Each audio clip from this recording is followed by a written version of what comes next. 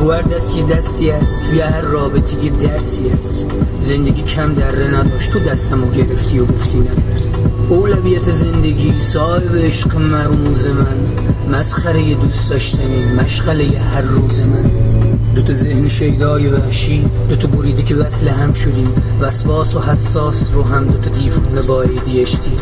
بودن من رنج تو بود، بودن تو گنج من، بودن تو گنج من.